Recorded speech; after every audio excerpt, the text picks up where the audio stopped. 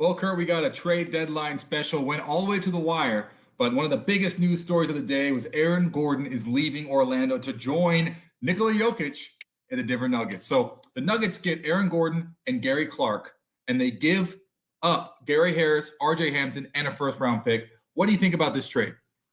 Look, for Denver, essentially you go out and look, you didn't want to pay Jeremy Grant this summer, so now you're going to have Aaron Gordon, right? Like you need an athletic wing who can defend. Look, he can defend bigs in a conference where you're going to have to go a big wing. So you're going to have to go up against LeBron James. You're going to have to go up against Kawhi Leonard and Paul George.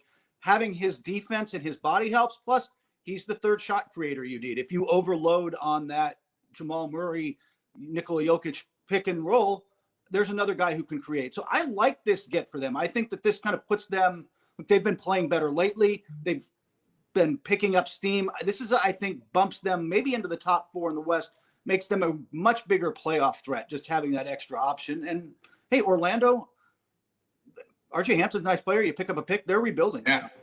I love RJ Hampton's game, by the way, for Orlando. They have a lot of young players there, and they seem like acquiring draft picks to work off of that. But I think with Denver, I mean, they already have a big athletic guy in Michael Porter Jr., and he's been playing very well for them, right? He fits well in their system. So you add another athletic wing like Aaron Gordon. I mean, that's going to be dangerous.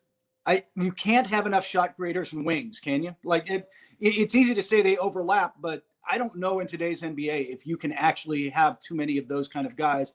Again, especially in a Western Conference where LeBron is going to be there, Utah is going to be there. Like it's not going to be easy to get out of that conference, but Denver just looks like a better playoff team, especially like you said, if they get playoff Michael Porter Jr. to really step up, you got to like where they are. And they have one other addition that we don't want to overlook. JaVale McGee is picked up for Isaiah Hartenstein and a second-round pick. I'm sorry, 2 future second-round picks. What do you think about McGee and what he adds to this team? Size. Like you don't want to play Jokic against like Andre Drummond if he ends up with the Lakers. You've got Gobert. Every team still needs a more traditional big center to go up against other traditional big centers in those matchups. And they didn't really have it. Now they've got, look, Hartenstein's nice, but JaVale McGee is athletic, proven, has rings, great in the locker room, loved by teammates. It's a good fit. Again, that just strikes me, doesn't it? Like they made we want to win this year playoff moves, didn't they? Oh yeah, absolutely. It looks like they were really taking this seriously, trying to peak in the second half of the season. But I mean, I love McGee, what he's been able to add to the Golden State Warriors and to the Lakers, being able to come off the bench and bring that size, and then now he has the championship DNA and mentality coming into that Denver Nuggets locker room and saying, I know what it takes to win a championship. And if that's your goal, Jamal Murray and Nikola Jokic, I can tell you what these guys did. I can tell you what Steph Curry and LeBron do, just bringing everyone else up to that level of this is what it takes to be a championship team. Yeah, he's a voice that can matter in that locker room. So it's a really nice pickup.